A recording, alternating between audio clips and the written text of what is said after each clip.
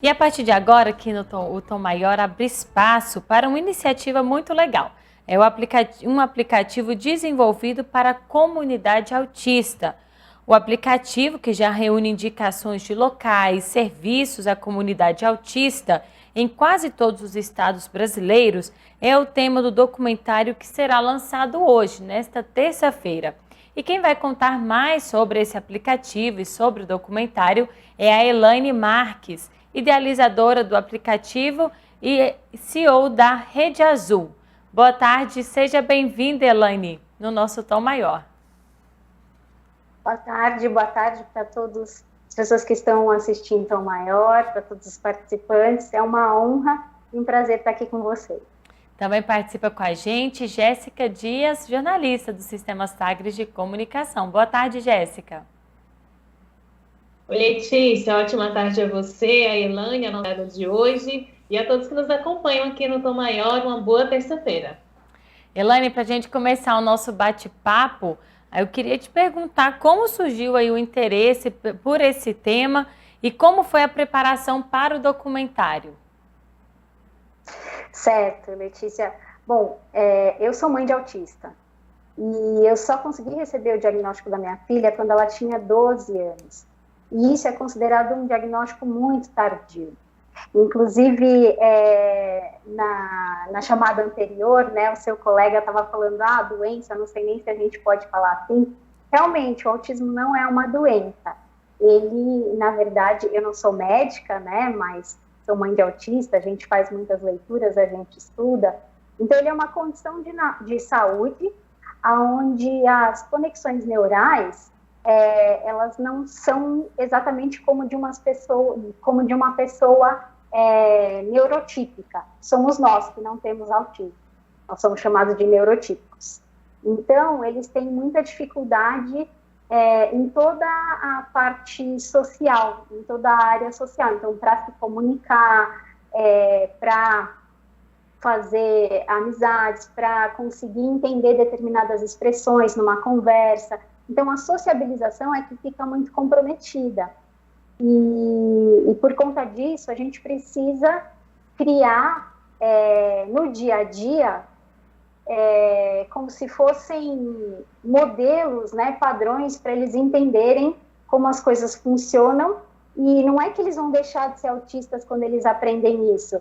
Eles simplesmente vão aprender a caminhar pela sociedade, sabendo enfrentar determinadas situações e desenvolvendo habilidades para isso durante a vida.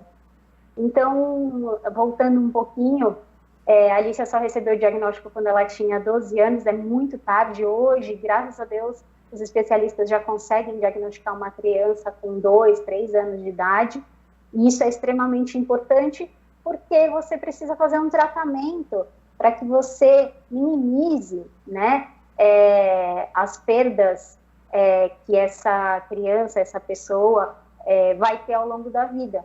Então, os tratamentos são vitais, são essenciais, principalmente as terapias, e a partir do momento que a gente teve o diagnóstico dela, aí sim, para mim foi um alívio, porque a gente procurava por uma resposta que não vinha, e a gente não conseguia tratar. Então, a minha maior angústia era, eu não sei se a minha filha tem alguma coisa degenerativa que eu não estou tratando, que a cada dia que passa avança e eu não estou cuidando. Então, esse era a minha maior assim, ansiedade. Então, quando veio o diagnóstico, graças a Deus que eu tenho um diagnóstico, bora tratar, né? Vamos correr atrás e vamos tratar.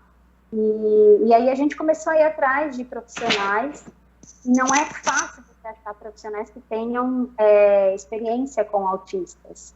Infelizmente, a gente caiu nas mãos de profissionais que não tinham, e a gente percebia que ela não evoluía. Na verdade, a gente estava com um diagnóstico errado. E aí isso ficou na minha cabeça por muito tempo. Depois a gente conseguiu o diagnóstico certo, a gente conseguiu os profissionais, depois de anos, né? E isso ficou, eu resolvi o meu problema, mas isso ficou na minha cabeça. E outras famílias que possam passar por esses profissionais que não têm experiência e vão dar outro tipo de diagnóstico e você não está realmente tratando a causa, né?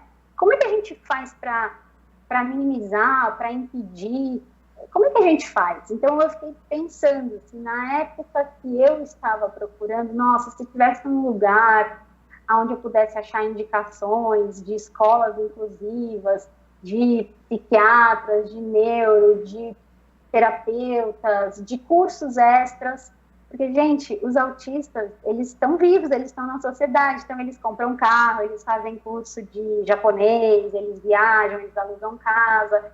Então, as pessoas não conseguem enxergar, né, isso e perdem muitas oportunidades, inclusive até para empreender. E aí, pensando nisso, eu falei, poxa, se esse lugar fosse um aplicativo? E se esse aplicativo pudesse reunir experiências boas dos próprios usuários? Porque nada melhor do que uma indicação. Você vai viajar para algum lugar que você nunca foi, qual que é a primeira coisa que você faz? Ah, você vai buscar por alguém que já foi naquele lugar.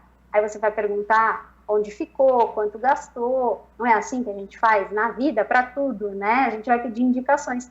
E por que não ter indicações, né, para a comunidade autista? Porque a gente sabe dessa dificuldade. Quando você recebe o diagnóstico, você não sabe para onde ir, onde estão esses profissionais, aonde eu acho esse tratamento, tem tratamento gratuitos. Então, eu sentia essa necessidade de ter essas informações reunidas e organizadas, né, por estado, cidade e categorias. Então, ao invés de eu ficar remoendo a dor, eu peguei e transformei ela em energia para criar esse aplicativo. Elaine, foi essa dificuldade de conseguir um diagnóstico para sua filha que te motivou, então, a desenvolver o aplicativo. É baseado na sua experiência. O que você diria, assim, que os pais devem estar atentos para suspeitar de autismo? E também no caso da sua filha, para chegar a um diagnóstico, vocês tiveram que fazer muitos exames também? Na verdade, o autismo, ele não sai um diagnóstico por exame, né? Ele é um diagnóstico clínico. Por isso que é importante os pais estarem atentos e procurar por leituras para você ficar pelo menos com o radar ligado e caso você veja algum desses sintomas, você possa procurar por um especialista. Então, de novo, eu não sou médica, né? Mas a gente sabe que as características que a gente encontra em crianças autistas atraso na fala, né? A criança não consegue verbalizar o que ela quer, ela não olha nos olhos quando você está conversando, não gosta muito do toque, ela vive muito concentrada no mundo dela, ela gosta de fazer atividades repetitivamente, tem movimentos repetitivos. E os pais podem prestar atenção também se a criança fica muito agitada ou se ela se sente muito agredida quando tem muita gente, quando tem muito barulho, quando ela tem dificuldade de comer as coisas, porque os autistas possuem muitas questões sensoriais, né? O que é isso? Eles são ultrassensíveis a todos os sentidos que a gente tem. Então, eles ouvem mais do que a gente, eles têm um paladar, no paladar não são todas as texturas que eles conseguem se sentir bem ao ingerir. A visão é muito mais aguçada, então o ambiente com muitas cores, muita informação, é muito agressivo para eles. Só que nem todos os autistas possuem todas essas questões, né? Então, por isso que é importante o diagnóstico com os profissionais corretos para verificar se, depois do diagnóstico, possui alguma ou todas ou nenhuma, às vezes, dessas questões sensoriais. Mas, na maioria, eles possuem. Por isso, né, que a comunidade autista faz tanta campanha quando vem Ano Novo, para não soltarem fogos, porque o barulho é uma coisa que incomoda tanto e aquele barulho ele continua ecoando dentro da cabeça de um autista, a ponto deles se machucarem, querer bater a cabeça na parede, porque eles não conseguem tirar esse barulho de dentro, e numa tentativa de cessar isso, eles acabam, às vezes, ficando agressivos.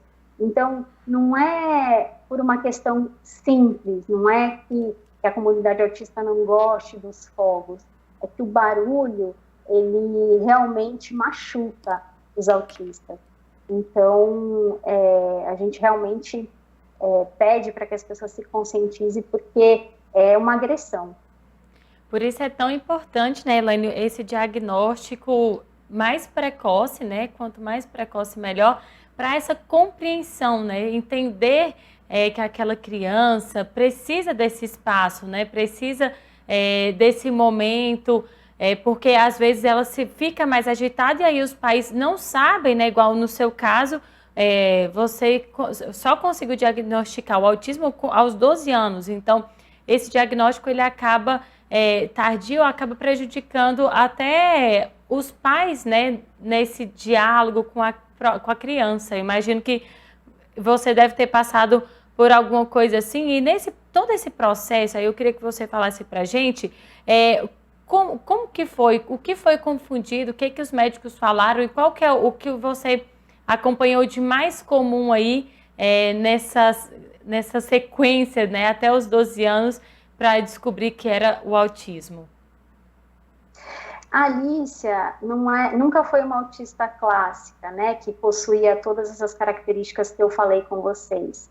Ela se comunicava, ela falou na idade certa, ela andou na idade certa, engatinhou, ela cumpriu com todas as fases de uma criança neurotípica. E então, por isso que o olhar dos pais, né, é sempre bom você se informar, porque ela não tinha nenhuma característica. E aí, aonde que a gente percebeu? Quando ela precisou fazer determinadas entregas na escola, a partir da primeira série, né, quando eles já precisam fazer provas, atividades avaliativas, que não é mais só o lúdico, ela não conseguia entregar da mesma forma que os outros alunos. E aí os professores chamaram a gente para conversar e foi aí que a gente começou a ir atrás dos profissionais. Agora, o grande problema do atraso do diagnóstico foi realmente parar nas mãos de profissionais que não tinham experiência. E aí diagnosticaram que ela tinha... sua filha tem transtorno do humor, a sua filha tem transtorno obsessivo compulsivo. Eu já cheguei aí em médicos que falaram que ela não tinha nada. Não, mãe, você está muito preocupada, sua filha não tem nada. Então, a gente sente, né? A gente tem um sexto sentido que fala para a gente ir em frente, a gente realmente precisa investigar. E quem fechou o diagnóstico da minha filha, que eu sou muito grata, foi a psiquiatra a doutora Rosana Kersauani, de São Paulo. E o diagnóstico, ele é dado por psiquiatras, ou por neurologistas que tenham, né, especializações e tenham estudado também sobre o autismo ou psiquiatria. Precisa ter essa junção, porque, como eu disse, o diagnóstico é clínico, então não aparece em nenhum exame, né? Não é como um raio-x que você tira e na imagem o médico consegue enxergar alguma coisa. E aí, assim, das coisas mais comuns que a gente via é realmente a falta de interesse em fazer amizades, né? A dificuldade de sociabilizar e o fato dela sempre querer se isolar e interesses restritos, né? Porque dentro do autismo você tem vários espectros e um deles, que é síndrome de Asperger, que é o que a minha filha tem, são pessoas que possuem interesses restritos. Então, o interesse dela, que é o que a gente chama de hiperfoco, ela só quer saber de Japão. Então, ela toda hora fala que quer morar no Japão, que quer ir para o Japão, e tudo que é do Japão ela se interessa. Então, por conta disso, a gente começou a usar esse interesse dela para abrir o repertório. Então você gosta do Japão? Então quer estudar japonês? Quer? Então ela passou a aprender uma outra língua. Você gosta do Japão? Então aí ela começou, eu quero fazer aula de karaokê, quero cantar em japonês. E a aula de canto, né, seja em qual língua for, ela é maravilhosa, porque você desenvolve várias habilidades que ela vai precisar no dia a dia, né, quando ela for adulta. Então, você desenvolve a oratória, você desenvolve apresentação em público, você desenvolve o improviso. São várias habilidades que a gente precisa ao longo da vida. Então, o que eu vejo muito, e o que eu vi muito, né, assim, é essa dificuldade de conseguir o diagnóstico e de conseguir trabalhar, principalmente a família no dia a dia, para ampliar o repertório deles, né, para que eles consigam aprender o máximo de coisas enquanto nós estamos junto deles. Não sei se eu respondi todas as suas perguntas. Elaine, você criou o aplicativo, desenvolveu esse aplicativo, que é para ali, a pessoa ter acesso, os próprios usuários compartilhar as experiências, ter um acesso também a especialistas, né, para o diagnóstico do autismo. E eu queria te perguntar, quais são as principais dificuldades que o autista enfrenta hoje em dia e se, de alguma maneira, no aplicativo também tem, assim, algum caminho, algum norte, alguma direção para as pessoas superarem essas dificuldades? Claro. Olha, na minha experiência, né, o que a gente vê hoje é que existem muitas atividades voltadas para a criança, né? Mas não existe atividades e é difícil você achar terapeutas, tratamento, pessoas com experiência para tratar adolescentes, adultos, idosos. Isso é uma grande dificuldade. E também mercado de trabalho. Porque essas crianças, elas vão crescer, e elas vão se tornar adultas, e elas também querem, né, ter autonomia, ingressar no mercado de trabalho, elas querem fazer outros tipos de curso. Então, a grande dificuldade é a inclusão de fato. Por exemplo, é muito difícil você achar uma universidade que tenha feito toda a adaptação dos materiais ou que já tenha pensado na dificuldade que um autista pode ter se ele quiser cursar uma universidade. Tanto que a gente viu recentemente o caso de um pai que cursou a faculdade junto com o filho, né, muito por essa questão, porque as pessoas simplesmente esquecem que isso existe e elas não preparam os seus ambientes. E a gente sempre fala que a deficiência, ela está nos ambientes e não nas pessoas. Independente de qual deficiência a pessoa tem, você encontra, assim, muitos obstáculos para chegar em algum lugar. Até mesmo, dando um exemplo aqui de cadeirantes, né? Existem lugares lindos que eles gostariam de frequentar, mas eles não conseguem nem chegar. Ou uma pessoa que tem a visão baixa e quer ir num museu, por exemplo, quem pensou nessas pessoas, né? Será que existe alguma forma de uma pessoa que não enxerga ir num museu? Por que não existe? Então, eu acho que essa inclusão, ela é muito falada, mas, de fato, ela é pouco praticada. E aí, quando você me pergunta, tem alguma coisa no aplicativo que pode ajudar a minimizar um desses impactos? Nós vamos criar uma categoria chamada Empresas, onde nós teremos parcerias e as empresas que realmente possuem, né, uma política de responsabilidade social e possuem vagas de trabalho para autistas serão anunciadas nessa categoria. Por exemplo, a minha filha trabalha numa empresa multinacional que tem um programa específico de contratação para autistas. Só que isso é raro de encontrar, infelizmente, né? Então, eu acredito que se as empresas realmente querem dizer que elas são empresas cidadãs, que elas têm responsabilidade social, então que elas realmente pratiquem, né? E que elas absorvam mais as pessoas com deficiência para dentro das empresas, porque nós temos pessoas inteligentíssimas, pessoas que são focadas, que têm paixão, né, por determinados assuntos, e eles vão produzir muito mais do que nós, neurotípicos. Agora nós vamos acompanhar, Elaine, Jéssica, ouvintes, telespectadores, o trailer do documentário. Lançado este mês, a produção constrói panorama dos obstáculos vividos por pessoas com transtorno do espectro autista.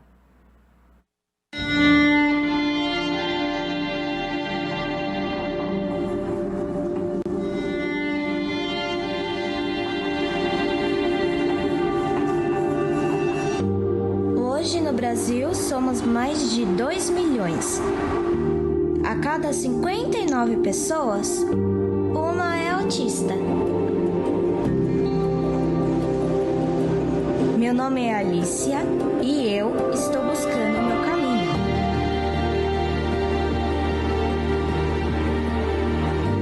Eu tenho 17 anos e fui diagnosticada quando eu tinha 12 anos.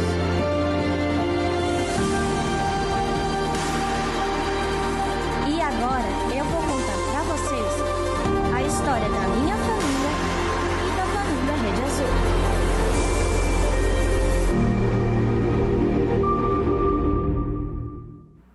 Acompanhamos aí o trailer, né, do documentário, falando aí sobre os obstáculos vividos por pessoas com transtorno do espectro autista. Elaine, como que foi essa preparação para o documentário e o objetivo de vocês quando pensaram nesse documentário em despertar aí a população, o interesse da população em conscientizar as pessoas sobre a importância da compreensão, que foi aquilo que a gente vem falando desde o começo da nossa entrevista. O nosso tempo já está quase encerrando, mas eu preciso fazer essa pergunta sobre o documentário. Como que foi todo esse processo para vocês? Claro. Eu entrei em contato com a Cid Filmes, né, que o Alan, que é o diretor, e ele, assim, foi um encontro muito feliz, porque eles já queriam fazer algum trabalho ligado à responsabilidade social, e eu estava procurando algum parceiro que também quisesse isso, para que a gente pudesse contar uma história real e aproveitar o documentário para conscientizar as pessoas e conseguir levar essa informação para o maior número de pessoas, porque hoje, né, nas redes sociais, hoje um vídeo facilita a informação, a distribuição dessa informação. Então, a gente estava, acho que, no lugar certo, no momento certo, com as pessoas certas, e aí a gente começou a desenvolver, né, o roteiro, para que a gente pudesse contar a história do aplicativo, a história real, né, eu estou aqui, isso é de verdade, isso realmente acontece, é a minha vida, é a vida da minha filha, da minha família, para que as pessoas vejam que um autista, ele tem as suas habilidades e as suas capacidades, que as pessoas olhem para o lado e possam perceber, né? Hoje, a cada 54 pessoas, uma é autista. Então, provavelmente, você convive com um e não sabe. Muito bacana. Conversamos aí com a Elaine Marques, idealizadora do aplicativo e CEO da Rede Azul. Muito obrigada pela sua participação aqui conosco no nosso Tom Maior. Sucesso aí na jornada, nessa ação aí tão importante para as pessoas que têm autismo. Obrigada, eu que agradeço a oportunidade. Jéssica Dias, muito obrigada pela sua participação conosco no nosso Tom Maior e até a próxima. Eu que agradeço, Letícia, um grande abraço para você, a Elaine e a todos que nos acompanharam. Até amanhã. E para você saber mais sobre o autismo, sobre a Rede Azul, é só acessar o nosso sagresonline.com.br, que todas essas informações estarão disponíveis para você. Também pode acessar pelo nosso aplicativo, virando a câmera do seu celular para o QR Code que aparece na sua tela.